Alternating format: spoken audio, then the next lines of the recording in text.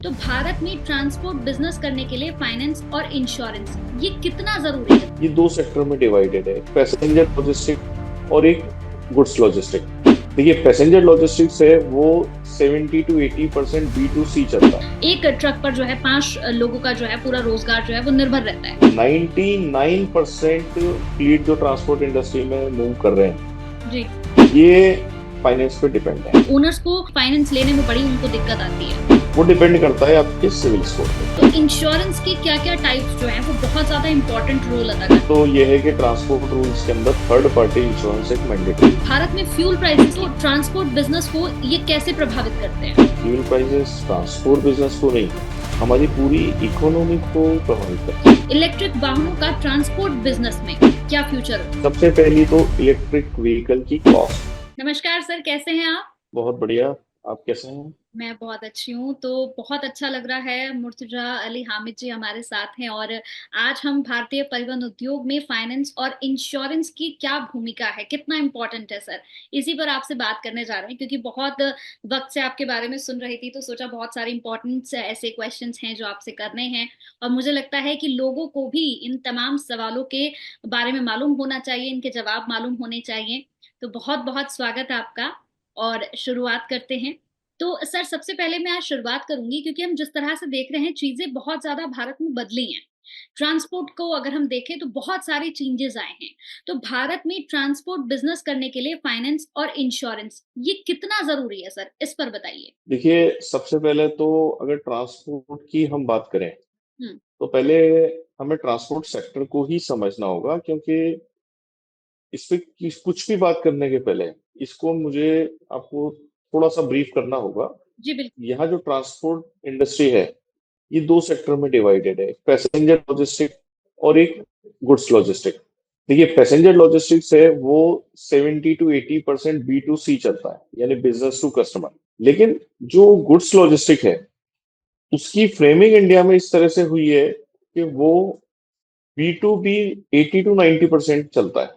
हम्म। और B2B चलने के लिए इसलिए वो कंपलसरी है कि वो इसमें कई सारे फैक्टर्स इन्वॉल्व होते हैं इसमें। जैसे ट्रांसपोर्टर जो गुड्स लॉजिस्टिक में हैं उनकी भी दो कैटेगरी है। एक होते हैं कॉन्ट्रैक्टर्स, जो बिजनेस जो घराने हैं या बिजनेस फर्टिलिटी है हम्म। जहां से उनको गुड्स मिलता है, यानी जो प्रोडक्ट की या ट्रांसपोर्टेशन की डिमांड होती है जी। उसको फुलफिल करते हैं ट्रांसपोर्ट कॉन्ट्रैक्टर्स। हम्म। और ट्रांसपोर्ट का एक दूसरा जो सबसे बड़ा फैक्टर है वो होता है आपका fleet owners. Fleet owners supply जो ट्रांसपोर्टेशन की है उसको फुलफिल करते हैं। और ये दोनों एक दूसरे से जुड़े हुए होते हैं, यानी जो मार्केट में डिमांड होती है वो कॉन्ट्रैक्टर्स की तरफ से या ब्रोकर्स की तरफ से रेज होती है और उसको फुलफिल करते हैं आपके फ्लीट ओनर्स। ठीक है। अब अगर मैं बात करूं कि ये डिवाइडेशन किस तरीके से है, तो आज की तारीख में 7% कॉन्ट्रैक्टर्स, ओनली 6 to 7% कॉन्ट्रैक्टर्स जो डिमांड क्रिएट करते हैं मार्केट में थ्रू इंडस्ट्रीज, वेरियस इंडस्ट्रीज, जैसे एग्रीकल्चर सेक्टर हो गया, आपका माइनिंग सेक्टर हो गया, कोल इंपोर्ट सेक्टर हो गया जहां आपका शिपिंग के थ्रू माल इंडिया में इंपोर्ट होता है, एग्रीकल्चर सेक्टर हो गया जहां आपका ग्रेन्स और ये चीजें ट्रांसपोर्ट होती हैं, हाई जी। इंडस्ट्री, रियल एस्टेट हो गया जहां आपका सीमेंट और आयरन की ट्रांसपोर्टेशन होती है। इस तरीके से किसी भी प्रोडक्ट के ट्रांसपोर्टेशन के लिए जो डिमांड क्रिएट होती है वो कॉन्ट्रैक्टर ब्रोकर की तरफ से होती है, और उस डिमांड को फुलफिल करने के लिए जो सप्लाई होती है वो फ्लीट ओनर्स की तरफ से होती है। हम्म। तो जो फ्लीट ओनर हैं वो अप्रोक्सीमेट इंडिया में अबाउ 90% है। और ये 90% फ्लीट ओनर्स जो हैं वो कॉन्ट्रैक्टर्स के ऊपर डिपेंड करते हैं। अब आप समझिए कि देखिए, जो कॉन्ट्रैक्टर्स हैं हम्म। उनके पास अभी फाइनेंस के लिए बहुत सारे ऑप्शंस आज तो गवर्नमेंट ने दे दिए हैं। अब ये ऑप्शंस जैसे कि MSME लोन हो गया आपका, वो अपने बिजनेस, क्योंकि जो कॉन्ट्रैक्टर्स होते हैं उनको वेयर हाउसेस की भी जरूरत होती है, बिल्कुल। उनको प्रोडक्ट चेन बनाने के लिए, अपने ऑफिस डेवलप करने के लिए हर तरह की जरूरत होती है। प्लस वो लोग फ्लीट मैनेज करते हैं। और जो फ्लीट ओनर्स हैं उनको गाड़ी को रन करने के लिए, लोन की गाड़ी को बनाने के लिए, ट्रक को बनाने के लिए एवरेज 40, आज एवरेज जो ट्रक है हम्म। उसकी कॉस्ट 40 लाख से ऊपर पड़ती है बॉडी वॉडी बनाने के बाद। हम्म। तो एक छोटे से छोटा फ्लीट ओनर जो है, जो अगर एक गाड़ी भी रख रहा है, हम्म। उसके लिए भी लोन लेना कंपलसरी हो गया। वो 90, अब ये जो बिजनेस है पूरा का पूरा, हम्म। मैं आपको बताऊं, 99% फ्लीट जो ट्रांसपोर्ट इंडस्ट्री में मूव कर रहे हैं, जी। ये फाइनेंस पे डिपेंड है। हम्म। अब दो फाइनेंस भी दो तरह का हुआ। हम्म। एक तो हो गया न्यू व्हीकल फाइनेंस, और हम्म। एक हो गया सेकेंड हैंड व्हीकल फाइनेंस। ठीक है। अब जो ये बड़े कॉन्ट्रैक्टर्स हैं जो 7% 8% हैं, ये अपने जो लोन लेते हैं फ्लीट्स के ऊपर, ये इनका लोन 3 से 4 साल चलता है, हम्म। और गाड़ी को ये 4 से 5 साल में रोटेट करके बेच देते हैं। हम्म। अब जो इनकी सेकेंड हैंड गाड़ियां खरीदते हैं, वो भी उसको लोन पे ही लेते हैं, क्योंकि कितना भी खत्म कर लें, सेकेंड हैंड गाड़ी अगर 5 साल बाद भी लेंगे तो आधी कीमत तो कम से कम लगती है। तो वो सेकेंड हैंड गाड़ी के जो बायर होते हैं वो कौन होते हैं? जो ड्राइवर्स होते हैं, जो कई सालों से ड्राइविंग कर रहे हैं, वो कहीं से अपने घर से सोना बेच के, जमीन जायदाद बेच के, कुछ भी करके 10-20 लाख रुपए अरेंज करके और हम्म। एक ट्रक को फाइनेंस करा लेते हैं। हम्म। या वो 2-5 लाख रुपए उन्होंने गोल्ड लोन से रखा, वो निकाला, उस पैसे को फाइनेंसर को दिया, एनबीएफसी में दिया, और उन्होंने फाइनेंस करा लिया। तो हम्म। फाइनेंस का इस इंडस्ट्री में बहुत बड़ा रोल है। और मैं आपको एक बात बताऊं कि एक बहुत सरप्राइजिंग चीज है जी। कि जो ट्रांसपोर्टेशन का जो सेक्टर है, ये इंडिया की इकोनॉमी की बैकबोन है। यानी आप समझिए कि हम लोग 140 करोड़ की आबादी अब इंडिया में है, जी। और 2 करोड़ ट्रक्स रोड पे मूव कर रहे हैं। एक ट्रक के ऊपर 5 लोगों की फैमिली सरवाइव करती है। बिल्कुल। जैसे एक ट्रक का ड्राइवर हो गया, हम्म। ट्रक का सेकंड ड्राइवर हो गया, ट्रक का खलासी हो गया, हम्म। वो ट्रांसपोर्टर हो गया जो उसको बिजनेस दे रहा है, जी। और वो एक मैकेनिक हो गया जो उसको मेंटेन कर रहा है। हम्म। अब ये 5 आदमी हुए, ठीक है?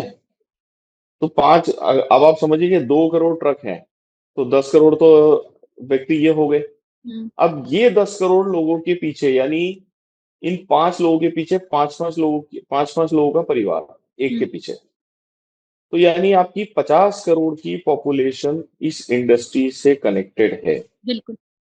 जिनका रोजगार इस इंडस्ट्री से चल रहा है। हम्म। और आज फाइनेंस की वजह से, और बाकी जो है मार्केट का जो सिचुएशन है, B2B B2C जो भी सिनेरियो चल रहा है, हम्म। मंदी का सीधा असर इन 50 करोड़ की आबादी के ऊपर पड़ता है। तो बिल्कुल। ये ट्रांसपोर्ट इंडस्ट्री इंडिया की इकोनॉमी में बहुत बड़ा रोल अदा करती है। हम्म। बहुत बढ़िया, बहुत अच्छे से समझाया सर आपने। मुझे लगता है कि मेरे साथ साथ जितने भी लोग इसे देखेंगे उन्हें भी बहुत अच्छे से समझ में आ जाएगा।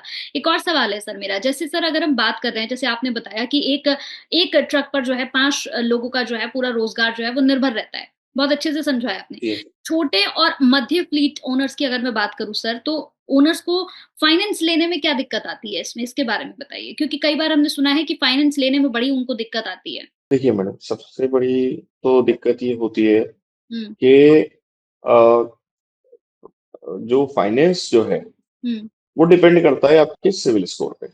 अच्छा। और आज की डेट में, अभी बैंकों का मैं अगर रिकॉर्ड निकालूं, हम्म। और मैं बैंकों के ऑटो लोन एनपीए की बात करूं, जी। तो सरप्राइजिंगली आप देखेंगे कि लास्ट ईयर 2023-24 का जो एनपीए था, हाँ। ऑटो लोन का एनपीए 89,000 करोड़ था। ओके। ठीक है? अब ये कमर्शियल और डोमेस्टिक दोनों तरह के लोन इसके अंदर इंक्लूड है, कार लोन भी है, टू व्हीलर लोन भी है, लेकिन मेजर पार्ट इसमें कमर्शियल लोन का है। और कमर्शियल लोन डिफॉल्टर क्यों होता है? हम्म। उसका रीजन क्या है कि मार्केट का पूरा ट्रेंड चेंज हो चुका है। जी। अभी 7% कॉन्ट्रैक्टर्स के हाथ में 93% मार्केट अगर होगा, और डिमांड डिमांड और सप्लाई में इतना बड़ा गैप होता है, हाँ। तो वो लोग उसको फुलफिल नहीं कर पाते। अभी देखिए, ट्रांसपोर्ट इंडस्ट्री एक ऐसी इंडस्ट्री है जिसके अंदर हर एक चीज एडवांस में चलती है। हम्म। सिर्फ आपको ट्रक लोन पे मिल जाएगा, हम्म। लेकिन बाकी सारी चीजें एडवांस चलती है। जी। डीजल हमें, जो सबसे बड़ा ट्रांसपोर्ट को रन करने के लिए, मतलब जो हमें जो भाड़ा जो मिलता है ट्रक का, हम्म। उसका, उस भाड़े में से लगभग 70 से 75% हिस्सा उसका फ्यूल में चला जाता है, जो हम्म। कि कैश का कंपोनेंट है। हम्म। उसके बाद आपको सारे टैक्सेस एडवांस भरने हैं। हम्म। कोई भी टैक्स है ट्रांसपोर्ट इंडस्ट्री में, देखिए दूसरे बिजनेस से और ट्रांसपोर्ट के बिजनेस में ये फर्क है हम्म। कि अगर मैं इंडस्ट्री चला रहा हूँ तो मैं जीएसटी कब पे करूंगा, जब मैं माल बेचूंगा बिल्कुल। या माल खरीदूंगा। जितना टर्न हुआ उसके हिसाब से टर्नओवर के अकॉर्डिंग टैक्स देना पड़ता है। हम्म। लेकिन ट्रांसपोर्ट इंडस्ट्री में सिर्फ एक टोल टैक्स को छोड़ के हम्म। बाकी सारे टैक्सेस हैं वो सब एडवांस में पे होते हैं। ट्रांसपोर्टर ट्रक को कितना भी चलाए, वो टाइम बाउंड ईएमआई होती है। हम्म। जैसे आपका टैक्स है, फिर आपका स्टेट टैक्स हो गया, ऑल इंडिया परमिट का टैक्स हो गया, फिटनेस हो गई, इंश्योरेंस का प्रीमियम हो गया, सब कुछ आपको टाइम बाउंड देना है और एडवांस देना हम्म। है। अब ये कॉस्ट कैसे डिफर करती है कि आपको अगर 1 साल के लिए आपको नेशनल परमिट मिला है, या 2 साल के लिए मिला है, या 6 महीने के लिए मिला है, या 3 महीने के लिए मिला है, हम्म। उस पीरियड में आप अपना व्हीकल जितना ज्यादा रन कर लेंगे हम्म। उसकी कॉस्ट आपकी, सपोज आपने 3 महीने के अंदर अपनी ट्रक को 10,000 किलोमीटर चला लिया, हम्म। तो उसकी कॉस्ट 10,000 में डिवाइड होगी, आपकी पर किलोमीटर कॉस्ट आ जाएगी। हम्म। और वही कॉस्ट अगर अपने ट्रक को 3 महीने के अंदर 3,000 किलोमीटर ही चला पाए तो आपकी कॉस्ट नेचुरली बढ़ गई। जी। सेम चीज इंश्योरेंस के अंदर होती है, सेम चीज फिटनेस के अंदर होती है। अच्छा। और आज के सिनेरियो में क्योंकि ये इंडस्ट्री अभी डिजिटलाइज पूरी तरह से नहीं हुई डिमांड और सप्लाई में, क्योंकि ट्रांसपोर्ट का बिजनेस पर्दे का बिजनेस है, हम्म। तो रेट्स को लेके और बाकी चैलेंजेस को लेके ये अभी पूरी तरह से डिजिटलाइज नहीं हो पाई है। हम्म। तो डिमांड और सप्लाई में बड़ा गैप है। तो छोटे और जो मीडियम ट्रक ओनर्स हैं हम्म। उनके लिए बड़ा चैलेंज ये होता है कि लोन वो लोग लेते हैं, हम्म। लेकिन ईएमआई टाइम पे करना बड़ा मुश्किल हो जाता है, क्योंकि उनके लिए बड़े चैलेंजेस होते हैं। बिल्कुल। एक ट्रक ओनर सबसे पहले अगर एक ट्रक को रूट पे लेके निकलेगा तो पहले उसको डीजल के लिए एडवांस पैसा चाहिए, हम्म। उसके बाद उसको टोल के लिए पैसा चाहिए, उसके बाद लोडिंग अनलोडिंग के लिए उसको पैसा चाहिए। फिर जब वो जाके माल को उतारने के लिए खड़ा होगा और वहां पे उसको 3 दिन रुकना पड़ गया, उसका माल टाइम पे खाली नहीं हुआ, या माल भरने में उसको 3 से 5 दिन लग गए, तो उसका डैमेज, आप सपोज आप समझिए कि एक ट्रक का नॉर्मली ईएमआई 50,000 से कम नहीं आता किसी भी रेट में। जो लॉजिस्टिक में कमर्शियल बड़े ट्रक चल रहे हैं 50,000 से नीचे, चाहे वो एनबीएफसी से फाइनेंस हो चाहे बैंक से फाइनेंस हो। ठीक है। अब 50,000 की ईएमआई का मतलब हो गया कि 2,000 रुपये रोज हम्म। उसको अपने ट्रक का होल्डिंग कॉस्ट चाहिए, चाहे वो ट्रक चले या ना चले। चलेगा तो उसको भाड़ा मिलेगा, नहीं चला तो खड़े खड़े ट्रक को 2,000 रुपये इसके लिए चाहिए कि उसको अपना ईएमआई पे करना है। बिल्कुल। उसके बाद उसके 2 ड्राइवर और कंडक्टर अगर आउट स्टेशन में होल्ड कर जाते हैं, माल नहीं मिलेगा या माल खाली नहीं हुआ, तो वो कॉस्ट भी उसको 2 से 3 हजार रुपये चली जाती है। बिल्कुल। तो आप ये देखिए कि गाड़ी चली ना चली, 5,000 रुपये रोज तो उसको चाहिए। बिल्कुल। जितनी ज्यादा चलेगी उस पर डिवाइड हो जाएगा, अदरवाइज उसका बर्डन बढ़ेगा। हम्म। अब जब गाड़ी अगर उसकी कम चलेगी, उसको ईएमआई तो फिक्स है, अगर वो अपना ईएमआई, एक ईएमआई दो ईएमआई उसका मिस हुआ तो वो एनपीए में हो जाता है। हम्म। आज एनबीए, और आपको पता है लोन रिकवरी के लिए तो बहुत टाइटनेस हो गई है। बिल्कुल। अब जब इतना एनपीए लोन का हो गया है तो बैंक भी लोन देने से थोड़ा सा घबराते हैं। हम्म। तो ये सारी चीजें एक छोटे ट्रांसपोर्टर को बहुत इफेक्ट करती हैं कि वो अपना लोन टाइम पे कर पाए। जब वो टाइम पे नहीं करेगा तो दूसरी गाड़ी बनाने में उसको दिक्कत आ जाती है। बिल्कुल। अभी लॉकडाउन के बाद लोग मॉडिटोरियम का स्कीम जिन्होंने लिया, अभी वो उससे भी नहीं निकल पाए, उनका सिविल काफी ज्यादा खराब हो चुका है। हाँ, हो चुका है। तो ये सारे चैलेंजेस तो हैं। हम्म। सर, जैसे अगर हम बात करें ट्रांसपोर्ट बिजनेस में इंश्योरेंस की, अगर हम बात करते हैं तो इंश्योरेंस की क्या क्या टाइप्स जो हैं वो बहुत ज्यादा इंपॉर्टेंट रोल अदा करती हैं, उसके बारे में बताइए। देखिए इंश्योरेंस के जो मेजर मेजर इंश्योरेंस फैक्टर इसके अंदर आता है, हम्म। फर्स्ट तो ये है कि ट्रांसपोर्ट रूल्स के अंदर थर्ड पार्टी इंश्योरेंस एक मैंडेटरी पार्ट है। ठीक है। थर्ड पार्टी इंश्योरेंस एक बहुत बड़ा रोल ट्रांसपोर्ट इंडस्ट्री में अदा करता है। दूसरा आपका होता है कि जो कार्गो इंश्योरेंस होता है, जो माल जो लेके जाते हैं, ट्रांजिट करते हैं, उसकी सेफ्टी के लिए गुड्स इंश्योरेंस हो गया। हम्म। उसके बाद आपका एक्सीडेंटल या फर्स्ट पार्टी इंश्योरेंस हो गया जो माल के लिए। और एक चीज के ऊपर अभी भी हम लैक हैं, हम्म। ड्राइवर्स का इंश्योरेंस, ड्राइवर्स का मेडिक्लेम। हम्म। हालांकि इसके लिए हमने कोशिश तो की है, कोशिश हमारी चालू, हम अंडर राइटर से पॉलिसी राइट करा रहे हैं कि हम बहुत ही सब्सिडाइज रेट पे, लगभग लगभग 3 फिगर की ईएमआई के अंदर हम जो है उनको 4 से 5 लाख रुपए तक का मेडिक्लेम उनको दिलाने की कोशिश कर रहे हैं। हम्म। पर ये चीज कोशिश हमने अपने लेवल पे भी स्टार्ट करी है। हम्म। सेकंड एक जो बड़ा पार्ट है, थर्ड पार्टी इंश्योरेंस बहुत ज्यादा मैटर करता है। देखिए, इंश्योरेंस का कैलकुलेशन कैसे होता है? थर्ड पार्टी इंश्योरेंस होता है कि अगर आपकी गाड़ी से कोई एक्सीडेंट हो जाता है तो जो लाइबिलिटी आपके ऊपर आ रही है, किसी किसी की मौत हो जाती है, कोई घायल हो जाते हैं, हम्म। सामान की या सामने वाले की जो भी लाइबिलिटी होती है वो इंश्योरेंस कंपनी अपने ऊपर लेती है। तो इंश्योरेंस कंपनी इस इंश्योरेंस के लिए जो प्रीमियम कलेक्ट करते हैं उसको 15 साल तक उसको एक अलग फंड में वो लोग सिक्योर करके रखते हैं, ताकि कोर्ट से कोई डिसीजन आए तो इंश्योरेंस कंपनी उस फंड से पे कर पाती है, जो आईआरडीए का एक वो है। हम्म। 15 साल का मतलब ये हो गया कि आप समझिए कि आज से 10 15 साल पहले, अभी 2025 चल रहा है, हम्म। 2010 में जो प्रीमियम थर्ड पार्टी इंश्योरेंस के लिए कलेक्ट किया, हम्म। उसको कलेक्ट किया गया इस हिसाब से। उस टाइम पे प्रीमियम सेट हुआ कि 15 साल इसको रिजर्व रखना है और 15 साल में कोई क्लेम आएगा हम्म। तो हम इससे भरपाई कर पाए। अब दो चीजें हुई आज की डेट में। थर्ड पार्टी इंश्योरेंस का प्रीमियम आज से 15 साल पहले जो था और आज जो है वो दुगने से ज्यादा हो चुका है। ठीक हम्म। है, लेकिन आप समझिए कि कलेक्शन आज की तारीख में 15 साल पहले जितनी गाड़ियां थी उससे आज 3 गुना कलेक्शन थर्ड पार्टी इंश्योरेंस में हो रहा है। हम्म। लेकिन जो एक्सीडेंट होते थे, जो एक्सीडेंट, रोड एक्सीडेंट, उस वक्त 2015 में जो कैजुअलिटी होती थी, वो कैजुअलिटी आज 80% खत्म हो चुकी है। हम्म। उसके बहुत सारे फैक्टर हैं, जैसे रोड्स अच्छे बन गए हैं, हम्म। हाईवेज का डेवलपमेंट जो गवर्नमेंट ऑफ इंडिया ने किया है, जो हमारे गडकरी साहब को आज जो है वो रोड मिनिस्टर कहा जाता है, तो वाकई काबिल तारीफ काम किया है। हम्म। तो रोड्स जिस तरह से बने हैं, हाईवेज, आप चाहे वो हिल स्टेशन पे जाके देख लें, आप कश्मीर, जम्मू कश्मीर, हिमाचल के रोड्स देख लें या नॉर्थ ईस्ट के रोड देख लें, तो 80% अगर एक्सीडेंट क्लेम कम हो गए तो उसके अकॉर्डिंग आपकी इंश्योरेंस प्रीमियम जिस हिसाब से कम होनी चाहिए, लेकिन अभी उल्टा है। पता नहीं डेटा की प्रॉपर कमी है, लोग मतलब प्रॉपर आईआईडी के पास डेटा नहीं पहुंच पा रहा है, या इस सेक्टर से हम लोग अपनी आवाज को नहीं उठा पा रहे हैं, कमी जो भी रही है। जी। लेकिन इसमें एक लैक है कि इंश्योरेंस प्रीमियम जितनी होनी चाहिए उससे अभी हम दोगुनी से ज्यादा प्रीमियम पे कर रहे हैं, वो हर साल बढ़ती है। हम्म। तो ये भी इस इंडस्ट्री के अंदर एक बड़ी मार है, इसको हमें कम करना चाहिए। और जहां तक ड्राइवर्स इंश्योरेंस की बात है, उसके लिए हमने अपने प्लेटफॉर्म से कोशिश की है, लेकिन ये सब कुछ मोर ओवर तभी पॉसिबल है जब बी टू बी बिजनेस ही सही, लेकिन हमें एक प्लेटफॉर्म पे आना पड़ेगा। बिल्कुल, एक प्लेटफॉर्म पर आकर अपनी आवाज तो उठानी ही होगी, तभी कुछ हो पाएगा। जी जी, हम्म।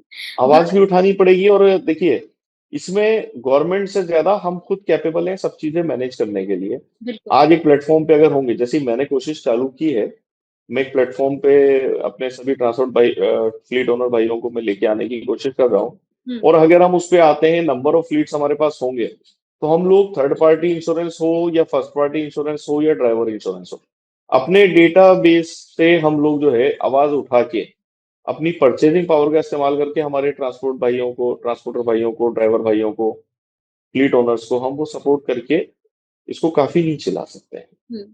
बहुत अच्छी बात है सर, आप इतना सोच रहे हैं, क्योंकि लोग सोचते नहीं हैं अमूमन, लेकिन आप इतना अच्छा सोच रहे हैं, ये बड़ी काबिले तारीफ की बात है। सवाल मेरा एक है सर, भारत में फ्यूल प्राइसेस की अगर मैं बात करूं, तो ट्रांसपोर्ट बिजनेस को ये कैसे प्रभावित करते हैं? मैम, फ्यूल प्राइसेस की अगर हम बात करें तो फ्यूल प्राइसेस ट्रांसपोर्ट बिजनेस को नहीं, हमारी पूरी इकोनॉमी को प्रभावित करते हैं। ओके। मैं आपको एक फिगर बताऊं, मोटा मोटा ट्रांसपोर्ट व्यवसाय आज आज करीब करीब 5 लाख करोड़ को क्रॉस कर रहा है। अच्छा। ठीक है, 5 लाख करोड़ की ये पूरी इंडस्ट्री है हम्म। रोड ट्रांसपोर्ट की। अब इस इंडस्ट्री का 70% जो एक्सपेंसेस है वो फ्यूल प्राइसेस में जा रहा है। अब हम्म। फ्यूल प्राइसेस में जा रहा है तो आप समझिए कि 3.5 से 4 लाख करोड़ के बीच में फ्यूल का टर्नओवर है, डीजल, पेट्रोल, सीएनजी, एलएनजी, जो भी फ्यूल हम लोग यूज करते हैं। हम्म। सरप्राइजिंगली आपको बताऊं कि फ्यूल के ऊपर अभी हम जीएसटी से बाहर हैं। अच्छा। फ्यूल जीएसटी के दायरे में ही नहीं है, पेट्रोल ऊपर। जी। ये आज भी इसके ऊपर कई तरह के टैक्सेस हैं। हम्म। स्टेट का वेट टैक्स है, सेंट्रल का जो है वो एक्साइज, एक्साइज और आपका जो सेंट्रल टैक्स है, उसके अलावा डिफरेंट डिफरेंट सेंस टैक्सेस जो सेस के रूप में लगे हुए हैं, ये सारे के सारे टैक्सेस, ये सेस जिसको बोलते हैं हम, कोई एजुकेशन टैक्स टैक्स है, कोई रोड डेवलपमेंट के लिए है, लगभग लगभग यू विल बी सरप्राइज कि 32 रुपए के पर लीटर हम लोग सिर्फ सेस पे करते हैं। 32 रुपए लीटर अगर हम सेस पे कर रहे हैं, हम्म। और अगर ये भी जाता है रोड डेवलपमेंट के लिए, ठीक है। तो जी। 32 रुपए अगर हम सेस पे कर रहे हैं, और अगर इसको सेस को ही अगर हमें छूट मिल जाए, जी। तो 32 रुपए अगर अगर हमें कम हो गया, हम्म। तो हमारा भाड़ा जो है वो लगभग 25% नीचे आ सकता है। बिल्कुल। और जब भाड़ा अगर 25% नीचे आएगा, तो आपकी महंगाई भी नीचे आएगी। हम्म। आपकी इकोनॉमी की ग्रोथ जो है, आज जो 6.5 से 7% हम लोग क्लेम करते हैं, हमारी इकोनॉमी की ग्रोथ रेट, हम्म। वो हमारी डबल फिगर तक पहुंच सकती है अगर हम इस एक चीज के ऊपर फाइट कर लें, हम्म। गवर्नमेंट से अपनी बात को रखें। और साथ के साथ अगर जीएसटी, क्योंकि अभी देखिए स्टेट को भी टैक्स दे रहे हैं, सेंट्रल को भी दे रहे हैं, मतलब एक ट्रांसपोर्टर एक ट्रक चला के कितने लोगों का पेट भरा है, कितनी चीजों में पैसा दिया जा रहा है, स्टेट को भी पैसा मिल रहा है, सबको पैसा मिल रहा है। हम्म।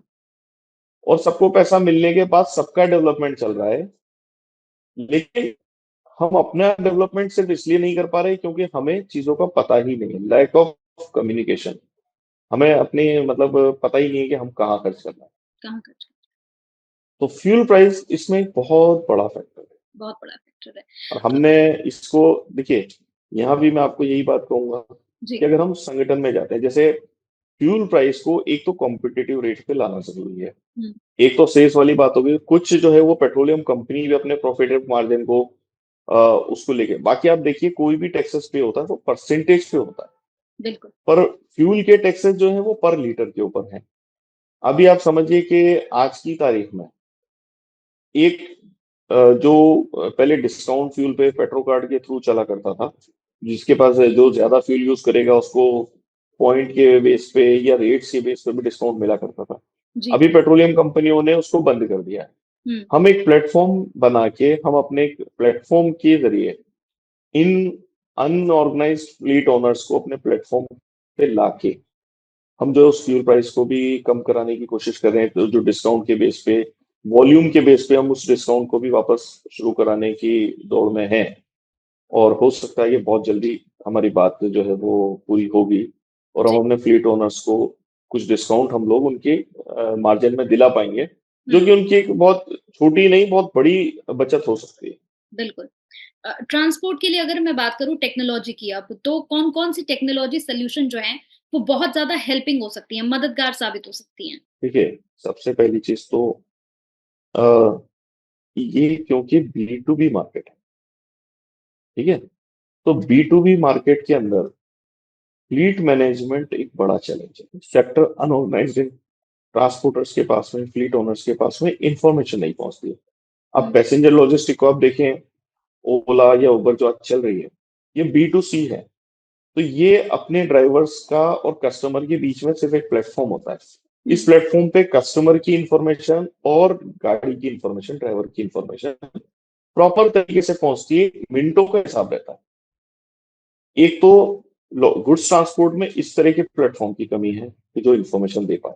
उसका एक बहुत बड़ा रीजन ये है कि टेक्नोलॉजी जो ट्रैकिंग के लिए यूज होती है, जीपीएस टेक्नोलॉजी, उसके अंदर हमारे यहाँ टेक्नोलॉजी बैरियर्स बहुत है। सिटी एरिया के अंदर आपको नेटवर्क पूरा मिलेगा, लेकिन जहां हम बात करेंगे रिमोट एरिया की, माइनिंग एरिया हो गया, फॉरेस्ट एरिया हो गया, हिल एरिया हो गया, वहां मोबाइल टावर्स की प्रॉपर कनेक्टिविटी नहीं होती, और वो कनेक्टिविटी नहीं मिलने की वजह से फ्लीट मैनेजमेंट में हम किसी भी एडवांस टेक्नोलॉजी पे चले जाएं, कितना भी फ्लीट मैनेजमेंट का सॉफ्टवेयर एडवांस कर लें, लेकिन जब आपको कनेक्टिविटी नहीं मिलेगी, तो आप उसकी प्रोग्रामिंग बराबर नहीं कर पाते। अगर प्रोग्रामिंग आज ट्रांसपोर्ट इंडस्ट्री के अंदर कोई भी ट्रांसपोर्टर जो जीपीएस का भी यूज कर रहे हैं, वो भी प्रॉपर प्लानिंग नहीं ले पाते कि मेरी गाड़ी 2 दिन के अंदर दिल्ली से चेन्नई पहुंचने वाली है, 2 दिन आगे का मैं माल बुक कर पाऊं या नहीं कर पाऊं, क्योंकि डिले होता है तो उनको चार्ज लगता है, माल अवेलेबिलिटी टाइम पे होगी कि नहीं होगी। तो फ्लीट मैनेजमेंट एक बड़ा चैलेंज है टेक्नोलॉजी को लेके। तो उसको दूर करने के लिए, हालांकि हमने कोशिश भी की है कि हम जीपीएस से हटके फ्यूल से ट्रैकिंग करके हम फ्लीट मैनेजमेंट को प्रॉपर प्रॉपर करने जा रहे हैं। और हम्म। उसको करने से ऐसा होगा कि क्योंकि फ्यूल से हम थ्रू सैटेलाइट ट्रैक करेंगे, तो उसमें मोबाइल कनेक्टिविटी बैरियर नहीं रहेगा। तो प्रॉपर प्लानिंग के साथ अभी हमने रिमोट एरिया के अंदर, हालांकि यहाँ कहना तो ठीक नहीं है, फिर भी मैं आपको बताना चाहूंगा कि जो माइनिंग एरिया है, रिमोट एरिया में कनेक्टिविटी नहीं है, जैसे उड़ीसा और झारखंड का एरिया है, हम्म। वहाँ स्टील माइंस के लिए हम लोग प्लानिंग कर रहे हैं कि वहाँ हम लोग फ्यूल से ट्रैकिंग करके उस फ्लीट मैनेजमेंट को प्रॉपर कर पाए। अगर आपको फ्लीट मैनेजमेंट प्रॉपर मिला, तो आपको प्रॉपर प्लानिंग मिलेगी कि कितनी गाड़ी आपको कहाँ मिल पाएगी, और आप उस डायरेक्शन में अपनी गाड़ियों को मूव करेंगे जहां से आपको वापसी का भाड़ा मिले, आपको होल्डिंग टाइम खत्म हो जाए। जिस दिन आपका होल्डिंग टाइम खत्म हो गया, उस दिन आपका ट्रांसपोर्टेशन का बिजनेस प्रॉफिट के अंदर आ जाएगा। और हम्म। इस होल्डिंग टाइम को खत्म करने के लिए फ्लीट मैनेजमेंट की जरूरत है, जो हमने अपने लेवल पे कोशिश करी है। देखिए, किसी भी चीज के लिए कोशिश वो कामयाब होती है जो आप अपने दम पे कर पाए। बिल्कुल। दूसरे के भरोसे बैठ के आप वो कोशिश करेंगे तो कामयाब नहीं हो पाती। इसलिए आगे कोई बात करने से पहले मैंने खुद अपने प्लेटफॉर्म के थ्रू हमने ये कोशिश शुरू की कि हम फ्लीट मैनेजमेंट प्रॉपर दे पाए। बिल्कुल, अगर इसके साथ ही अगर मैं यहाँ पर बात करूँ इलेक्ट्रिक वाहनों की सर, क्योंकि देखिए इलेक्ट्रिक वाहनों का इस वक्त बहुत ज़्यादा चलन है। लोग बहुत ज़्यादा इलेक्ट्रिक वाहनों की ओर खुद को मोल्ड कर रहे हैं। इलेक्ट्रिक वाहनों का ट्रांसपोर्ट बिज़नेस में क्या भविष्य देख पा रहे हैं आप? क्या फ्यूचर होगा? देखिए, पैसेंजर लॉजिस्टिक में तो उनका फ्यूचर बहुत अच्छा है, क्योंकि वो राइडिंग सिटी के अंदर ज्यादा होती है। हुँ। वहां भी इंफ्रास्ट्रक्चर भी बन पाया है। हुँ। लेकिन अभी ट्रांसपोर्ट इंडस्ट्री की बात, अगर लॉजिस्टिक की बात करें, तो इसमें बहुत सारे चैलेंजेस अभी है। सबसे पहली तो इलेक्ट्रिक व्हीकल की कॉस्ट। हुँ। इलेक्ट्रिक व्हीकल की जो कॉस्ट है वो नॉर्मल ट्रक से काफी ज्यादा है। अच्छा। तो वो कॉस्ट अभी मतलब प्रोडक्शन, देखिए कॉस्ट तब कम होती है जब कॉम्पिटेटिव प्रोडक्ट्स आते हैं, कंपटीशन आएगा और मार्केट में एडॉप्शन बढ़ेगा। हुँ। अभी दोनों चीजों में इसकी कमी है, क्योंकि कंपटीशन नहीं है और एडॉप्शन नहीं है। एडॉप्शन लाने के लिए सबसे पहले जरूरत है इंफ्रास्ट्रक्चर की। हुँ। कमर्शियल गाड़ियों के अंदर एक सबसे बड़ी इंफ्रास्ट्रक्चर की जो प्रॉब्लम ये है कि हाईवेज के ऊपर चार्जिंग प्रॉब्लम। हुँ।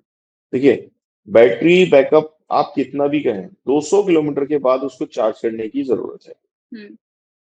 ठीक है, कोई ट्रक, कोई मतलब ऐसा सॉल्यूशन नहीं है कि आप 500-600 किलोमीटर एक साथ जा पाए। बिल्कुल। वेट के अकॉर्डिंग उसमें मूवमेंट होता है। तो अगर 400 किलोमीटर अगर एक ट्रक चलता है, 400 किलोमीटर चलने के बाद वो 3 से 4 घंटे का होल्ड लेगा, तो वो नॉर्मल बात है।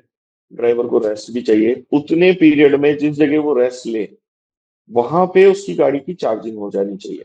हुँ। और अभी जो बैटरी बैकअप है वो 200 किलोमीटर का है। अगर हर 200 किलोमीटर के ऊपर एक गाड़ी 4 से 5 घंटे सिर्फ चार्जिंग के लिए रुकेगी, तो उसका डेस्टिनेशन पे पहुंचने का टाइम वो बढ़ जाता है। और वो जब बढ़ जाएगा तो फिर वही बात सामने आती है, जैसा मैंने आपको स्टार्टिंग में बताया, हुँ। कि ऑपरेशनल कॉस्ट बढ़ जाती है, हुँ। क्योंकि गाड़ी का लोन है। उसके बाद गाड़ी के लोन के साथ साथ आप देखिए कि होल्डिंग टाइम जो है ड्राइवर का, माल लेने का उसका, वो सारी चीजों में चार्जिंग का टाइम एडिशनल हो जाएगा। हुँ। उसके बाद आता है मेंटेनेंस। हुँ। Road side assistance electric vehicles के लिए अभी दूर की बात है, हुँ। क्योंकि अभी चार्जिंग इंफ्रास्ट्रक्चर ही नहीं बना। और चार्जिंग इंफ्रास्ट्रक्चर अगर नहीं बना है, तो मेंटेनेंस इंफ्रास्ट्रक्चर तो अभी दूर की बात है। रोड साइड असिस्टेंस कंपनियां तब दे पाएंगी जब उनका नेटवर्क स्ट्रांग होगा। बिल्कुल। एक दूसरी बड़ी चीज आती है इंफ्रास्ट्रक्चर की। हुँ। आज पेट्रोल या डीजल लेने के लिए एक ट्रक अगर एक पेट्रोल पंप पे रुकता है, तो उसका 200 लीटर का टैंक फुल होने का टाइम होता है 4 से 5 मिनट। हुँ। और 200 लीटर डीजल लेने के बाद एक ट्रक 500 से 600 किलोमीटर आराम से चल जाता है। हुँ। लेकिन वही 200 किलोमीटर के लिए अगर बैटरी चार्ज करनी है, तो उसका टाइम हो गया 3 से 4 घंटे। अब 3 से 4 घंटे एक जगह पे एक ट्रक खड़ा रहेगा, तो जो रोड पे मूवमेंट है ट्रक्स का, उसके लिए गाड़ियों को खड़ा रखने के लिए, चार्जिंग पॉइंट बनाने के लिए बहुत जरूरत होती है स्पेस की। तो वो इंफ्रास्ट्रक्चर अभी कमी है, और वो इंफ्रास्ट्रक्चर, हालांकि एनएचआई पे बहुत कोशिशें चालू हैं। गडकरी साहब ने तो बहुत जो है इस चीज को फोकस किया, ऑटोमोबाइल कंपनी को भी फोकस किया हुआ है कि आप ईवी प्रोडक्ट बनाएं। गवर्नमेंट अपने लेवल पे कोशिश हर लेवल पे कर रही है, लेकिन एडॉप्शन के लिए जो चैलेंजेस है उस इंफ्रास्ट्रक्चर को डेवलप होने में जो टाइम जाएगा, तो अभी फिलहाल मुझे नहीं लगता कि आने वाले 15 से 20 साल ट्रांसपोर्ट इंडस्ट्री में ईवी दूर की कोई, लेकिन फ्यूचर उसका है, और फ्यूचर उसकी तरफ हमें फोकस करना भी पड़ेगा, हम्म। क्योंकि फ्यूल की लिमिटेशन है, हम्म। डीजल की, पेट्रोल की लिमिटेशन है। तो ईवी के ऊपर जैसे हम आते हैं, इंफ्रास्ट्रक्चर डेवलप होने के बाद कॉस्ट कटिंग होगी, इस बात की तो श्योरिटी है। हम्म। बट इंफ्रास्ट्रक्चर अभी कम है, उसको बढ़ाना जरूरी जरूरी है। गवर्नमेंट की अगर मैं बात करूं सर, गवर्नमेंट के द्वारा ट्रांसपोर्ट सेक्टर में कौन कौन सी योजनाएं जो हैं वो दी जाती हैं जो कारगर भी साबित होती हैं गवर्नमेंट की ओर से? है। देखिए, गवर्नमेंट ने अभी, इस गवर्नमेंट ने, मोदी गवर्नमेंट ने 2.0 में, या अब तो 3.0 भी चालू हो गया, हम्म। प्रधानमंत्री स्वनिधि योजना चालू करी, जिससे ट्रांसपोर्ट या इस व्यवसाय के अंदर नए आने वाले ट्रांसपोर्ट जो एंटरप्रेन्योर हैं उनको सपोर्ट मिले। उनको लिए स्वनिधि योजना के अंदर इजी ईज ऑफ डॉक्यूमेंटेशन के बेस पे लोन प्रोवाइड कराना चालू किया है। उसके बाद सबसे अच्छी चीज ये है कि अगर आप एक प्रॉपर तरीके से बिजनेस कर रहे हैं ट्रांसपोर्टेशन का, हम्म। तो आपके लिए एमएसएमई के लोन भी बहुत फोकस्ड है। हम्म। और एमएसएमई के जो लोन है, उसमें अगर आपका प्रोजेक्ट पूरी तरीके से पास होता है, आप प्रॉपर प्लानिंग के साथ में काम करते हैं, आपके पास गोडाउन है बाकी सारी चीजों के लिए, क्योंकि अभी तक ऐसा कहा जाता था कि ट्रांसपोर्ट इंडस्ट्री में लोन सिर्फ ट्रकों के लिए मिलता है। ऐसा नहीं है, गवर्नमेंट आपको हर सेक्टर के अंदर लोन दे रही है, आपकी प्लानिंग के लिए, आपकी मार्केटिंग के लिए, आपके वेयर हाउस के लिए, आपके ऑफिसेस के लिए, हर चीज के लिए गवर्नमेंट सपोर्ट करने को तैयार है, हम्म। क्योंकि गवर्नमेंट जो है, गवर्नमेंट का फोकस है इकोनॉमी को बूस्ट करना। बिल्कुल। और ये तो बताने की जरूरत ही नहीं है कि ट्रांसपोर्ट इंडस्ट्री बैकबोन है इकोनॉमी को बूस्ट करने के लिए। हम्म। तो इसको सपोर्ट करने के लिए हर तरह से कोशिश गवर्नमेंट की तरफ से है। सिंगल विंडो भी अब गवर्नमेंट देती है कई जगह पे। हम्म। लेकिन हाँ, क्योंकि ये सेक्टर अनऑर्गेनाइज्ड है, हम्म। और अनऑर्गेनाइज सेक्टर होने की वजह से जो गवर्नमेंट की स्कीम्स हैं हम्म। वो हमारे ट्रांसपोर्टर्स तक प्रॉपर तरीके से पहुंच नहीं पा रही है, हम्म। हमारे फ्लीट ओनर्स तक पहुंच नहीं पा रही है। ये पूरा का पूरा सिस्टम चेन की तरह चल रहा है हम्म। कि एक कॉन्ट्रैक्टर है, वो एक फैक्ट्री से या एक प्लांट से, एक माइन से साल भर का रेट कॉन्ट्रैक्ट कर लेता है। वो करने के बाद वो अपने ट्रक्स बनाता है, फिर वो मार्केट में नीचे दूसरे सब कॉन्ट्रैक्टर्स को काम देता है, उनके नीचे ब्रोकर्स होते हैं। तो ये चेन का बिजनेस होने की वजह से लैक ऑफ इंफॉर्मेशन मार्केट में नहीं पहुंच पा रहा है। और अभी जरूरत इस चीज की है कि इस अनऑर्गेनाइज सेक्टर को जितना ज्यादा हम लोग ऑर्गेनाइज कर पाएंगे, जितना ज्यादा डिजिटलाइज कर पाएंगे। ठीक है सर। इसके बीच में एक और सवाल आता है सर, ट्रांसपोर्ट इंडस्ट्री में अगर हम बात करें तो ट्रांसपोर्ट बिजनेस में असंगठित और संगठित क्षेत्र, ये दो क्षेत्र होते हैं। इन दोनों के बीच में क्या हम्म। डिफरेंस होता है? इनके बीच में भी एक बड़ा अंतर है। जी, इसके बीच में एक बड़ा अंतर जो है जी। वो ये है कि जैसा मैंने आपको पहले बताया कि हम्म। एक हो गया आपका कॉन्ट्रैक्टर्स, हम्म। कॉन्ट्रैक्टर बिजनेस, जो मार्केट में जहां से डिमांड क्रिएट होती है, ठीक है। जो इंडस्ट्री से कनेक्टेड होते हैं, वो पूरे क्योंकि वो संगठित इसलिए कहलाते हैं, वो पूरे तरीके से ऑर्गेनाइज्ड हैं। उनका मार्केटिंग करने का तरीका, उनका बिजनेस करने का तरीका, अ, उनका फ्लीट मैनेजमेंट कहिए, उनका ऑपरेशनल मैनेजमेंट कहिए, जी। वो हर एक टूल को यूज करके, चाहे वो एआई हो, चाहे हम्म। वो डिजिटल प्लेटफॉर्म हो, जी। चाहे वो बैंकिंग हो, हर सेक्टर का ऑप्टिमाइज यूज वो लोग करते हैं, बिकॉज ऑफ देयर एजुकेशनल और जो उनकी एफिशिएंसी है उसके बेस पे। और जो असंगठित क्षेत्र है वो जी। है जिनके पास 5, 10 या 15 या 20 गाड़ियां होती हैं। वो लोग सारा मैनेजमेंट खुद करते हैं, वन मैन शो होता है। जैसे जो ऑनर है अपनी एक एक गाड़ी का, वो डिपेंड होते हैं सबसे पहले तो संगठित क्षेत्र पे, जो कॉन्ट्रैक्टर्स हैं उनके ऊपर, ब्रोकर्स के ऊपर। हम्म। ठीक है। वो डिमांड और सप्लाई में उनके ऊपर डिपेंड होते हैं।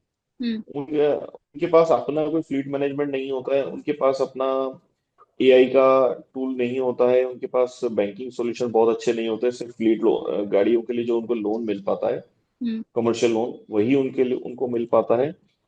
और वो लोग एक प्योरली वन मैन शो की तरह वो लोग अपने बिजनेस को रन करते हैं। जैसे एक गाड़ी खराब होती है तो मालिक जो है वो खुद जाके वर्कशॉप पे काम करवाएगा, उनके पीछे कोई सुपरवाइजर नहीं होता, कोई वर्कशॉप से कोई कॉन्ट्रैक्ट उस तरीके नहीं होते हैं। वो प्योरली ट्रेडिशनल बिजनेस पे चल रहे हैं। और वो लोग डिपेंड होते हैं बी टू बी कॉन्ट्रैक्टर्स के ऊपर। ठीक है। बी टू सी जो है वो इनके साथ अप्लाई नहीं होता। तो जैसे जैसे अभी क्या हो रहा है कि क्योंकि मार्केट में ऑपरेशनल कॉस्ट बढ़ती जा रही है, हम्म। तो जितने जो ये वाला जो सेगमेंट है इसमें गैप इसलिए बढ़ता गया है कि आज आज से 15 साल पहले 85% सेक्टर ऑर्गेनाइज अनऑर्गेनाइज था, और 15% सेक्टर ऑर्गेनाइज था। हम्म। धीरे धीरे करके ये गैप बढ़ता गया क्योंकि ऑपरेशनल कॉस्ट बढ़ती गई, और वो लोग अपने आप को ऑपरेशनल मैनेजमेंट के अंदर अपने आप को मार्केट के अकॉर्डिंग तैयार नहीं कर पाए। हम्म। तो ये ऑपरेशनल जिसको आप बोलेंगे कि संगठित और असंगठित क्षेत्र में फर्क है। हम्म। अगर हम कोशिश करके इस असंगठित क्षेत्र को भी संगठित कर पाए तो ये व्यापार एक नई दिशा लेगा और हम्म। नए एंटरप्रेन्योर को इसमें आने का मौका मिलेगा। नए ट्रांसपोर्ट बिजनेस शुरू करने वालों को आपकी ओर से क्या सलाह होगी सर? क्या मैसेज होगा? देखिए, इसके लिए सबसे मेन चीज होती है, आपको ट्रांसपोर्ट के व्यापार को समझना पड़ेगा। हम्म। सिर्फ ट्रक चला लेना ही ट्रांसपोर्ट का व्यवसाय नहीं है। हम्म। इसकी प्रॉपर प्लानिंग और इसके अंदर कुछ डेप्थ। देखिए, सडनली आपने एक ट्रक ले लिया और आप उसको किसी ट्रांसपोर्ट के साथ चलाने लग गए, तो इनिशियल डेज के अंदर आपके सारे एक्सपेंसेस पूरे होते हैं। जी। आप जो है क्योंकि नया ट्रक है तो आपको उसका मेंटेनेंस नहीं निकलता है, आपको उसका काम प्रॉपर मिलता रहता है, आपकी ईएमआई भी जाती है, डीजल का भी पैसा निकल जाता है। डे बाई डे आपको ऑपरेशनल कॉस्ट बढ़ती जाती है क्योंकि गाड़ी पे चलती है तो मेंटेनेंस भी आता है, टायर्स भी डलने होते हैं, इंजन का मेंटेनेंस भी आता है, बॉडी का मेंटेनेंस भी आता है। आपको ये मान के नहीं चलना चाहिए कि जो आप ट्रक चला रहे हैं डीजल का खर्चा निकल गया, ड्राइवर की सैलरी निकल गई, इनफ। हम्म। आपको अपने आने वाले खर्चों के लिए फंड्स को मैनेज रखना सबसे बड़ा चैलेंज है। और हम्म। वो करने के लिए, फंड्स को मैनेज रखने के लिए आपको किसी ना किसी फ्लीट मैनेजमेंट प्रोग्राम की जरूरत रहेगी, जो आगे से आगे आपको पॉपअप देता रहे, अलार्म देता रहे कि आपके खर्चे कहाँ होने वाले हैं। हम्म। आपका टायर कितने किलोमीटर पे डलने वाले हैं वो पता लगे, इंजन का मेंटेनेंस कितने किलोमीटर पे होने वाला है वो पता लगे, आपके टैक्सेस कब ड्यू हो रहे हैं, आपका इंश्योरेंस कब ड्यू हो रहा है। ये सारी चीजों के लिए आपको प्रॉपर प्लानिंग करनी रहे।